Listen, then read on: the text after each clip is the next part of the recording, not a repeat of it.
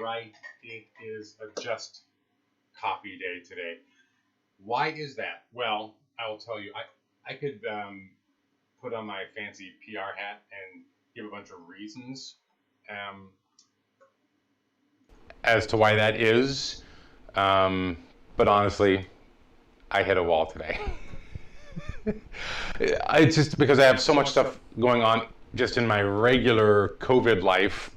Not that I have COVID, but trying not to have it. And where we are in our household, along with some exciting stuff for work that is kind of stretching me out a little bit.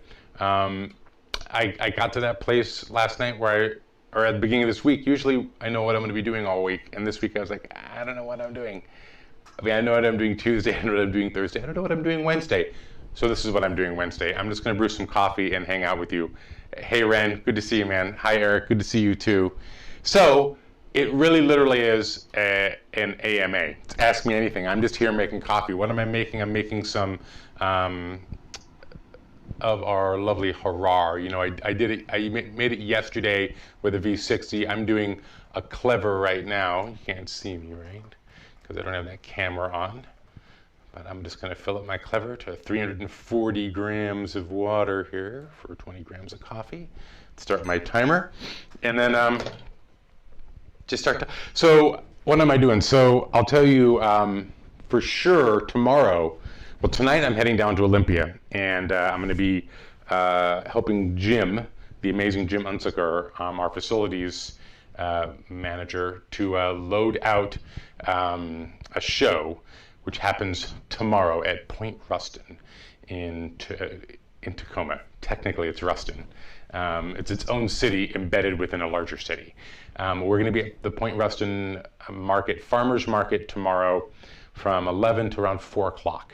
We're going to have iced coffee and hot coffee for you, and just going to start saying hello. We're going to start learning how to do that market, and then we're going to try to do it once a week, I think, through the summer.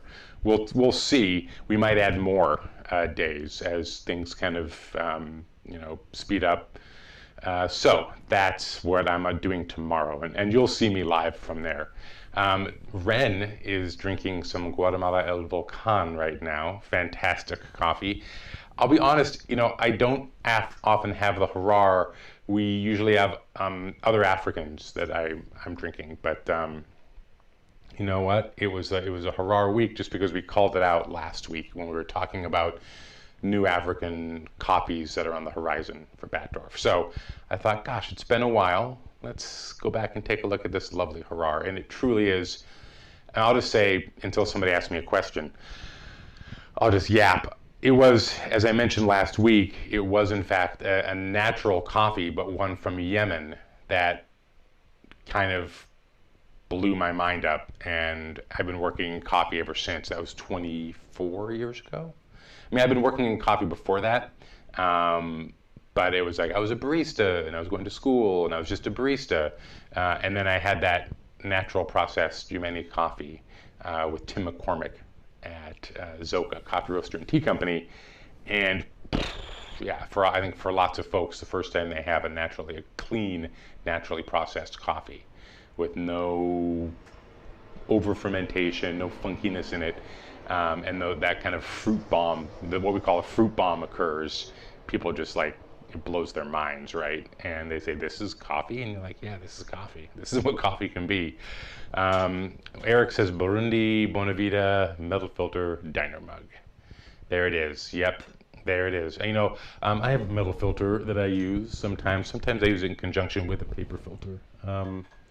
But filters are great, super clean. They're environmentally, they help, produce less waste. Although, a coffee filter saturated with coffee oils is a perfectly compostable thing. So it can go into your compost if you have access to either municipal or personal compost. So I think that's kind of removed that aspect of the metal filters. But cleanliness and ease of use, sure, metal filters are awesome. That was Ren. Boom, boom, boom. Ethiopia Harar is what did he say? It's true, you never run out of filters. And if you ever needed to, in a pinch, if society collapses, you can melt down your filter and exchange it, right? in the new gold-based economy. What did Ren say here? Let me pop it up here. You know what? I can actually probably get these up on the window here. Let's see what Ren said. Ethiopia Harar is my fave. That's out of Florida, though. Is that Ren out of Florida? Yeah, it was Ren, yeah. Representing as Brendan, possibly out of Florida. Yeah, Ethiopia Harar, again, if you haven't ever had a clean natural, you probably, if you're watching this, you have. We almost always have some natural selections, and as we've discussed, Bob and team really focus on clean, top performing natural coffees, and that in conjunction with just growth from the producer side and their ability to produce what is needed has really made it much easier to always have good naturals. But yeah, if you want a great example of that little kind of fruit bombing experience, go for this Harar. It's on offer right now. And again, I think the natural crowd that showed up with that talk with Bob have created maybe an outsized pressure or representation, and I think that will probably ensure that we have another natural African coming down the pike. So never fear. My coffee has brewed, and I'm really excited to drink it. So yeah, that's what I'm doing tomorrow. Today I'm gonna go down and help Jim load the show in, and then yeah. So Ren says when he comments in this window, it shows as me. When I comment in the other expanded format, there's no way to make it me. Just backed off, no drop down. Yep. It's just the nature of our technological world that we live in, right? So make sure everyone knows that your comments are being listed right here. So yes, I did mention just one AMA kind of thing in the bumper ads on Facebook. Ask me anything what my first job was. So it gets a little tricky here because a job probably my first job was bussing tables at my grandparents' restaurant in Sequim, Washington. Sequim is on the peninsula, and they had a restaurant there. We'd had a restaurant in Port Angeles for a long time called Harrington's, and then they had a restaurant in Sequim called Flippers. You're on the highway heading between Sequim to Port Angeles. You'll see Flippers on the side. The building's still there. The restaurant's still there. It's right next to a fantastic organically oriented grocery store, which is a customer of ours for a long time. And I'm going to find a link to them real quick so I can show you that over on my special little screen over here. But that was, now, did I get paid? I might have gotten paid. I don't actually remember. But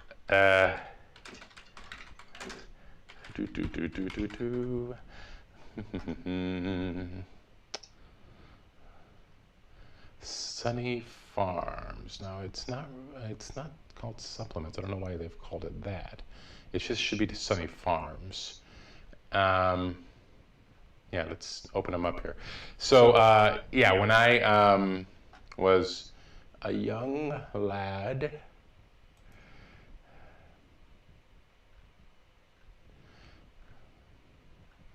oh, it's a buying store. Okay, sorry, I'm zipping around. I just sort of we're just hanging out at the cafe, and I'm on my phone checking things out. So yeah, that's where my first job was. I mean, I bussed tables there, and possibly got paid or not. I don't know. I was like 12, maybe. And then my next actual paid job, which is totally sketchy, was as a golf caddy at a golf club in Seattle. And it was funny, I was thinking back to that, I don't know that I ever got W-2s for that work. I mean, we're all like 13. Hey, Kristen, good to see you. Kristen, hope to see you next week maybe. I know you're busy tomorrow, so you won't be able to stop by. But hopefully we'll see you in Tacoma down in Point Ruston at our little pop-up goats. in the future, because it will be going on through the foreseeable future as we built that shop out. So I'm gonna find. Let me see if I can get a picture of Flipper's restaurant. I don't know if I can. It was actually named after the actual dolphin. I don't know if there's a copyright issue with that. It's me. Let's see the outside of it here. Yeah, there it is. Let's why not? Shall we? Let's go over here. All right, so there is Flipper's restaurant. I don't know if I can zoom in. Yep, that's it. 1960s, man, I'll tell you. Awesome stuff. So, and let's see if I can get that sign there, though. I want you to see the sign. Oh, nope. You spun on me. Now I can't control you. Please let me control you. Okay, here, let's do that. Look at that. Look at that sign.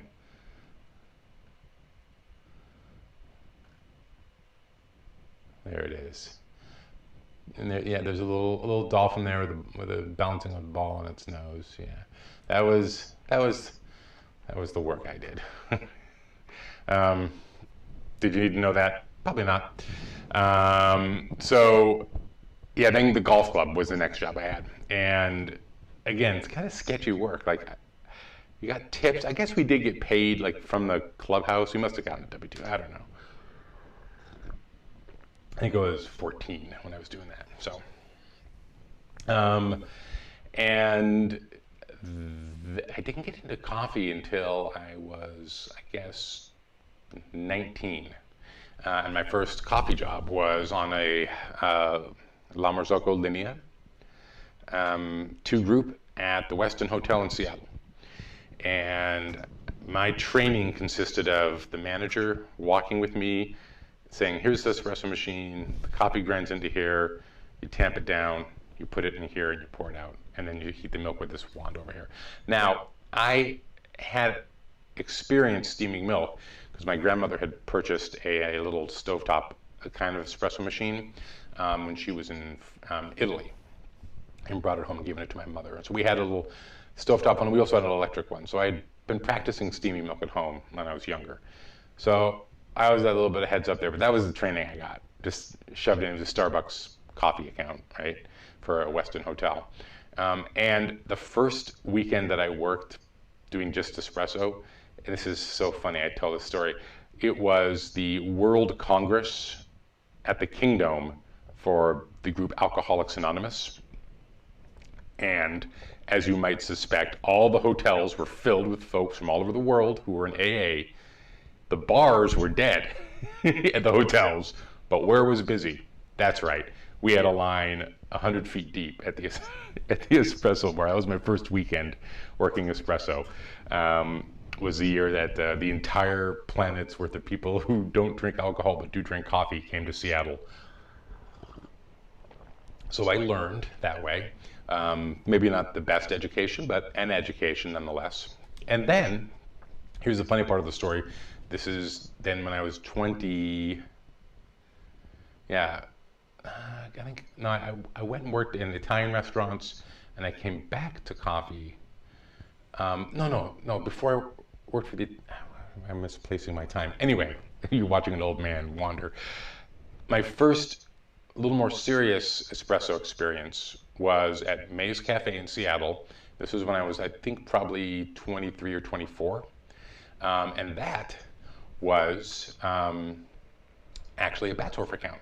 So so it was, as my entry into when I started taking coffee seriously.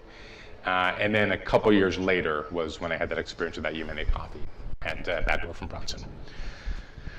All right, so seriously, folks, Eric, you're there, Kristen, Ren's there. Somebody ask me a question. Ask me anything. Seriously, I can see what you're saying here. So, ask me a question. Ask me anything about work, about coffee, about my experience in coffee, about my house that is going through major changes. I mean, that could be a subject you could ask about too. We got another 5 or 6 minutes to spend here. I just drink coffee. Oh, and Kristen, what are you drinking today? Yeah, I do need. Well, here's the thing, Kristen. I don't need a cheat sheet for work timelines because I don't plan on applying for any more jobs. I'm very, very happy with Batdorf from Bronson. It seems like a really good fit for me. So, so I don't know that I'll need to. But you know what? I should go back and refresh it for the next time I try and rattle off my work history because it got a little muddy. So, two arm tattoos, right? This here. I don't know if you can see this here.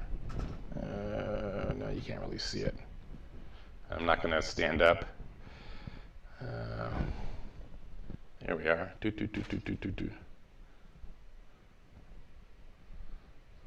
it is. It's upside down, but that is a double short with room Americano on that arm.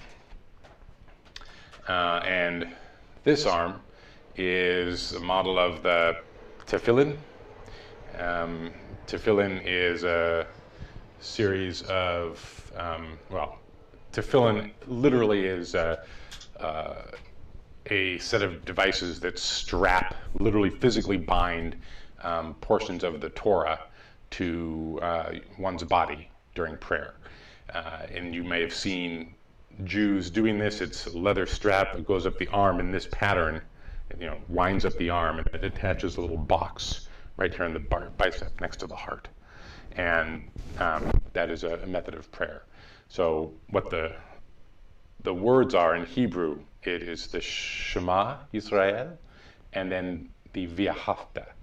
And those are just two different. The Shema is the primary declaration of monotheism for Jews. That's just the way I say it. It's the Shema Yisrael Adonai Eloheinu Adonai Echad. So, hear, O Israel, the Lord is God and the Lord is one. That's what that means. There are different interpretations of it. And then the V'ahavta is a series of commandments about the commandments. It's like a meta commandment, So anyway, that is what the Hebrew is on this arm. So spiritual, profane. I can't even show that one very well. That's the, what house Madeline are you having? Oh boy, well I'll tell you, we're preparing to sell our home. My wife and I have been in this home for almost 14 years. Our son has been in it for almost 8. And good to see you, Kristen. Enjoy the Gucci.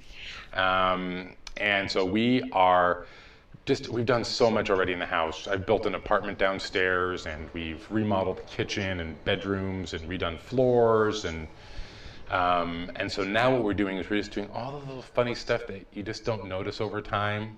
A little hole in the wall here, a little crack over there in the drywall. Stuff that it's kind of hard outside of large projects to get around to.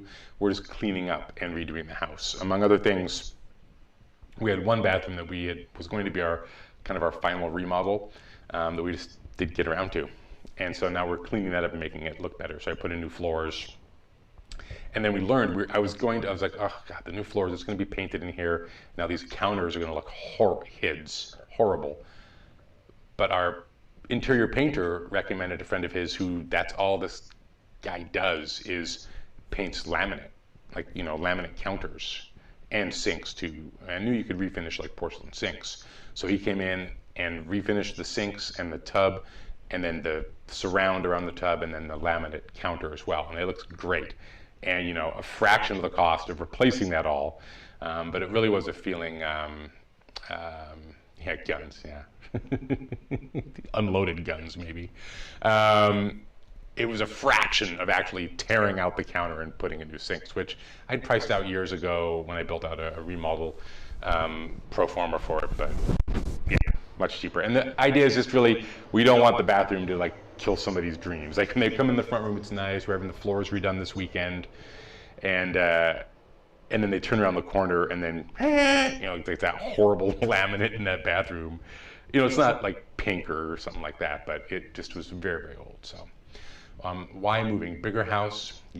Well, no, smaller house. This house is 3,200 square feet. We have 6 bedrooms, 3 full bathrooms, all of which we have painted and cleaned. One whole master bedroom and bathroom with tub is, that's the one I designed and built. We've filled this house up, and we've had different configurations over the years. And now we realize we're really just going to be a family of 3. And so we don't need a house this big.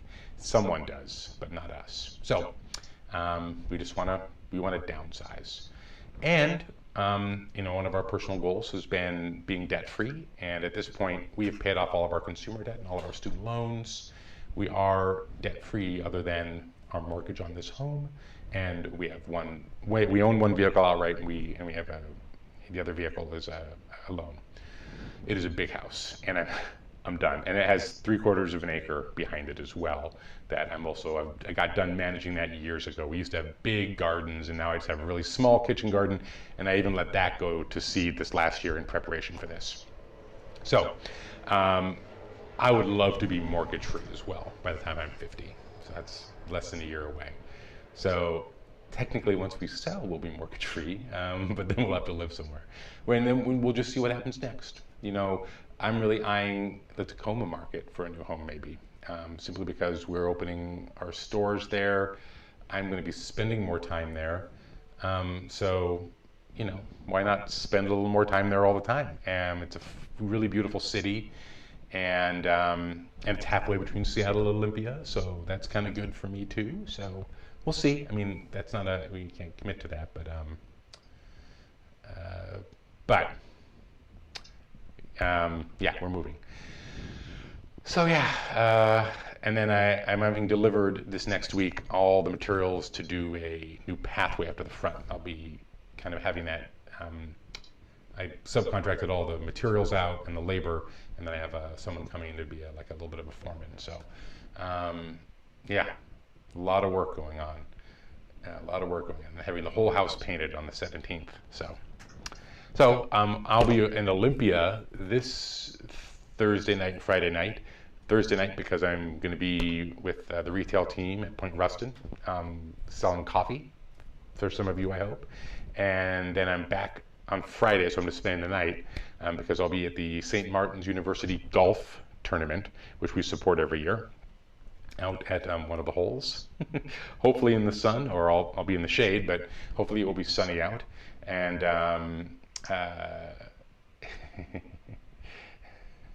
Ren says, before what age? I am 49, and I turn 50 in February.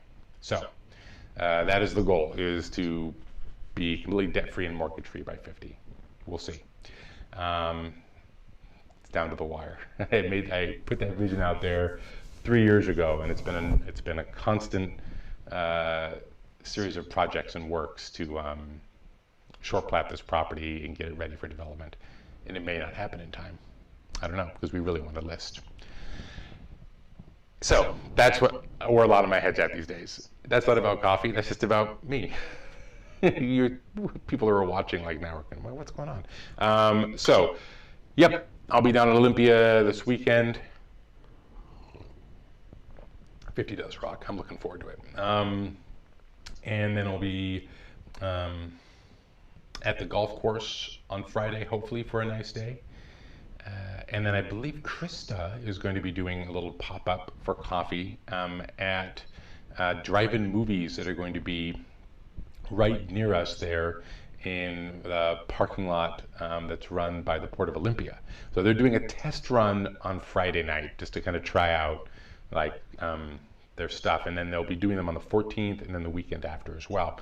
So look for those if you're in the Olympia area. That should be fun, and we'll be trying to have coffee there for folks as well, and cocoa for kids. I'm part of a school group, funding group, that is running an event here. We're doing a drive-ins. We did one last month. We're doing another one this Saturday. They're pretty fun. Pretty easy to do, really, right? You're able to do outdoor gatherings and retain or remain socially distanced because people just show up in their cars. And we just have a screen with a projector, and then just had to get a little short band broadcaster that broadcasts to people's radios, and it was really great. So I'll be doing that on Saturday. All right, that's enough of me just babbling, just coffee talking. I hope you enjoyed your coffee. It was nice to see some folks in the chats here. Good to see you, Ren. Good to see you, Eric, Kristen. I know Brendan's out there as well, other folks. And thank you so much for joining me today. I will be in this space at around 11 tomorrow. So we won't have a 9 o'clock show. I might come on and say hi just to remind folks to tune back in at 11. But we'll be doing live from Point Ruston Market tomorrow for a little bit as we learn how to do a little pop-up there and look at the progress of that Point Ruston space as they continue to build that out, and at the beautiful market that's being built out there right now. So you can come visit us there. I hope you're doing well. I hope you're enjoying your coffee, and I look forward to seeing you more over the next few days. Take care.